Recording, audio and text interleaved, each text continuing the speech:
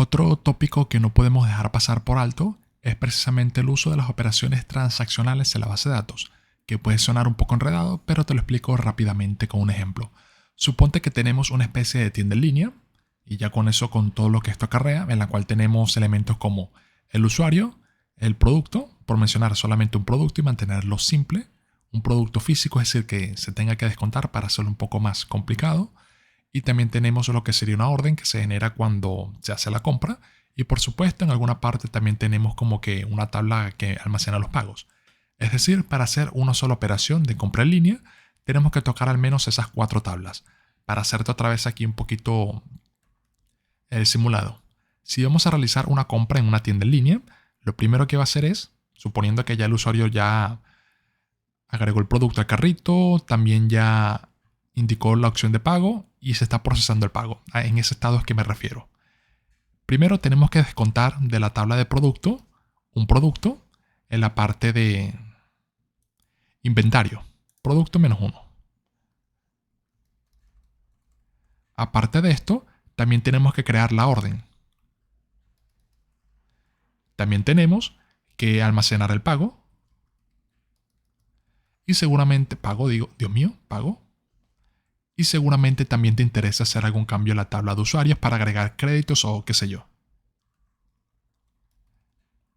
Esto por dar algún sencillo ejemplo, seguramente son más pasos todavía que tenemos que tocar, pero viene siendo básicamente esto. ¿Cuál es el detalle aquí? Que usualmente cuando sucede algún problema en cualquiera de estas partes, suponte tú que el problema sería almacenando el pago, ya que cuando vas a almacenar el pago, no tiene el identificador del pago, o qué sé yo, porque el pago no se hizo, porque hubo ahí un problema en el sistema, y por lo tanto, ¿qué sucedería aquí? Es decir, no puedes autorizar en el perfil del usuario que ya tiene ese producto en su inventario o en su página o en su módulo, si no se ha almacenado todavía el pago porque ocurrió precisamente un problema con el pago. Y lo mismo sucede, ya en este caso no sería, por ejemplo, error del usuario, que hubo un problema con el pago, sino sería, por ejemplo, un error en el sistema en el cual no se pudo crear la orden por X o Y situación.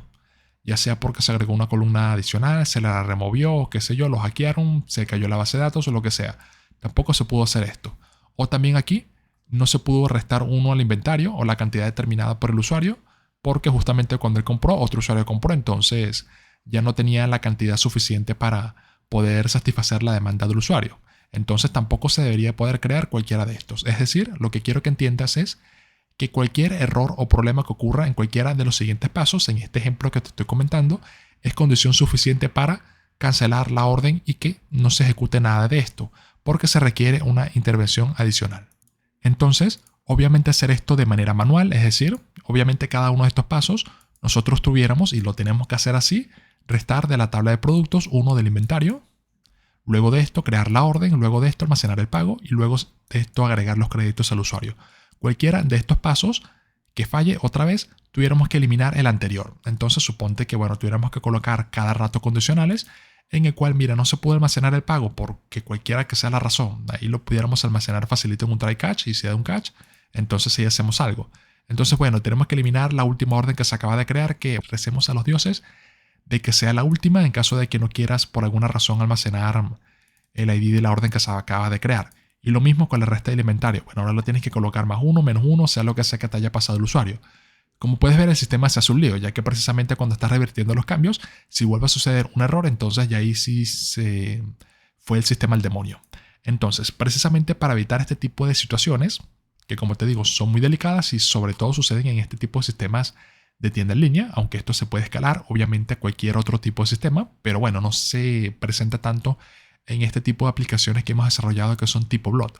Pero ya cuando estás haciendo otra vez sistemas como tienda en líneas o operaciones de tipo de estadísticas, seguramente van a surgir situaciones como estas, en las cuales, en resumen, para hacer una sola tarea requieren hacer varios pasos. En este caso, una tarea que es vender un producto requiere hacer todos estos pasos, por otra vez dar un ejemplo de un posible escenario.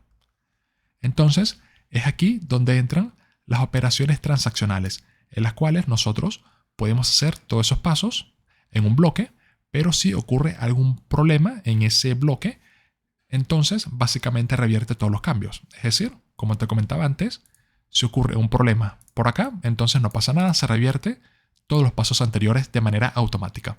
Y si ocurre aquí un problema, entonces se revierten todos los pasos anteriores. Bueno, si lo quieres definir de esa forma, claro está.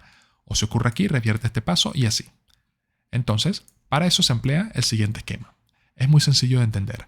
Aquí tenemos lo que sería el bloque donde comienza la transacción. Y aquí tenemos otro bloque donde termina la transacción. Tal cual aquí indica los nombres, Begin Transaction indica dónde van a comenzar las operaciones. Que en este caso sería, otra vez, aquí es donde nosotros colocaríamos justamente estos pasos que vemos por acá. Y cuando todo esto se completa satisfactoriamente, que siempre debería ser el común, entonces se aplican los cambios en la base de datos. En pocas palabras, todo esto que se está realizando por aquí, bueno, específicamente en nuestro ejemplo, no se reflejarían los cambios en la base de datos hasta que hagamos un commit. Precisamente si sucede algún problema aquí en el medio, entonces no llegaría a este punto y por lo tanto explotaría aquí la sección y entraría por aquí en el catch y por lo tanto lo que hacemos aquí es hacer un rollback. Es muy similar a lo que manejamos en las migraciones, así que no debería ser ningún problema. En este caso el de migrate, que es para aplicar las migraciones, sería aquí el de commit. Por lo demás, creo que no hay ninguna duda con esto. Bueno, esta es una sintaxis. Aquí también tenemos otra, en la cual ya tenemos todo esto en un método de dbTransaction. Aquí también en este ejemplo no estamos empleando directamente los modelos para mantenerlo un poquito más sencillo, digo yo. Perfectamente también ahí puedes operar directamente con los modelos, pero otra vez es para dar aquí un sencillo ejemplo. En este caso estamos empleando directamente el objeto de db, que nos permite manipular la base de datos sin necesidad de tener un modelo. Y otra vez es simplemente para hacer las operaciones como quien dice un poco de más bajo nivel. Entonces no tenemos que manipular ahí con modelos. Bueno, explicado esto, vamos a hacer aquí un sencillo ejercicio. Con lo que tenemos, claro está, ya que otra vez no tenemos ese tipo de lógica. Puede que más adelante creemos una especie de tienda en línea y apliquemos estos conceptos.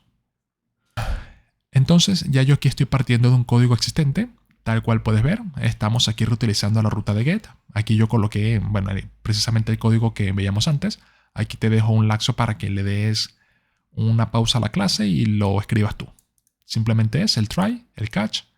Dentro del mismo colocamos el begin transaction para comenzar la transacción, el commit y el rollback. Y aquí ahorita hacemos algunos ejemplos con esto, pero en este caso estamos creando de manera exitosa un usuario. Bueno, ya espero que lo hayas copiado. Aquí da igual lo que devuelva. Luego implemento un par de métodos más, bueno, rutas, en los cuales tenemos aquí para obtener todos los usuarios, para ver si se creó, ya que recuerda que es la única entidad que tenemos, o al menos tengo yo en este proyecto, y otro para eliminar los usuarios si podemos seguir haciendo pruebas. Entonces, en este caso, ¿cuál es el problema? Que esta tabla de órdenes no existe. Por lo tanto, bueno, obviamente va a fallar la operación.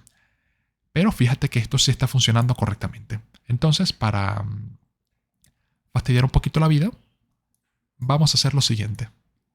Si aquí quito esto, Laravel me debería indicar que el campo de email es requerido. Entonces no va a crear ni siquiera el usuario. Venimos acá. Aquí me lo indica clarito. Él quiere lo que sería el email. Entonces no hizo nada. Si revisamos aquí, si tenemos usuarios, fíjate que no devuelve nada. Que recuerda que esto que tenemos acá sería esta ruta, que es la que nos devuelve todos los usuarios. Voy a colocarle aquí el email. Ok, perfecto. Va a crear el usuario perfectamente. ¿Cuál es el problema? Que mi tabla orden no existe. Entonces, bueno, este error obviamente no debería suceder en el servidor, pero es por simular un problema que ocurrió al momento de hacer las operaciones a la base de datos. Aquí vas a ver que te indica, bueno, el usuario se creó, puedes ver que no genera ningún error con eso, pero no existe la tabla de órdenes por cualquiera que sea la razón. O se bloqueó, o no existe una columna, como ocurrió en el error anterior, cualquier cosa. Entonces, ¿qué debería de ocurrir? Bueno, según el esquema de transacciones, como te indicaba, si cualquiera de estas operaciones tiene un problema, entonces obviamente no llega aquí al commit, en este caso fue por esta, por lo tanto no se reflejan las operaciones a la base de datos y automáticamente se hace un rollback de todo lo que acaba de suceder, que en este caso sería la creación del usuario. Por lo tanto, si revisamos aquí la ruta, vas a ver que no tenemos ningún usuario. Entonces, ¿qué ocurriría en el sistema tradicional o en el esquema tradicional si colocamos esto fuera? Se va a crear el usuario, pero luego va a dar el siguiente error. Y aquí vas a poder ver la diferencia clarito. Por lo tanto, puedes quitar esto. Venimos acá. Aquí fíjate que lo mismo, no encuentra la tabla de órdenes, pero fíjate que sí se creó el usuario. Entonces, ahí es donde puede ocurrir el problema que te indicaba antes. Suponte que no es un usuario y una orden, sino es el esquema que te presentaba anteriormente, la resta de la tabla de productos, también crear la orden, luego crear el pago y luego agregar el crédito al usuario. Entonces, ahí ya puedes ver ese tipo de situaciones.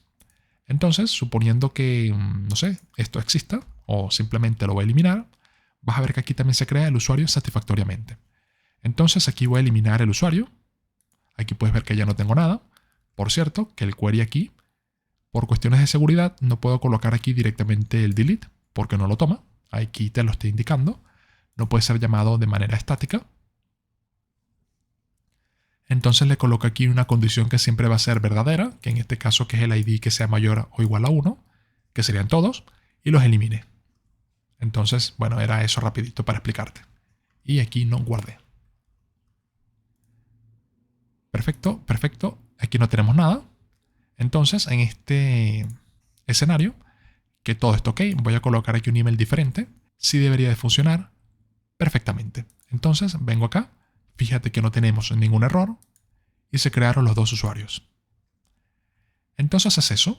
Es algo que puede parecer un poco complejo al inicio, pero con este ejemplo espero que se haya aclarado un poco la situación. Cualquier duda, recuerda que lo puedes comentar en el bloque de comentarios o mejor por Discord.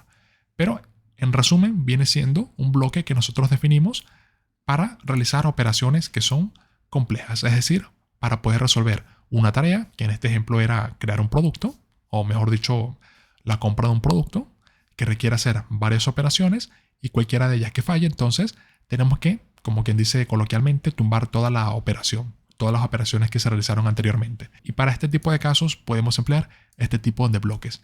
Como te he comentado hasta ahora, no ha sido necesario emplear este tipo de esquemas, ya que es una aplicación tipo lote, en la cual realizamos una tarea, es una operación a la base de datos, entonces no sería necesario hacer este tipo de tareas.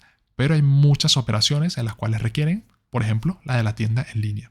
Así que, sin más que decir, gracias por ver. Cualquier duda en la sección de comentarios o mejor por Discord.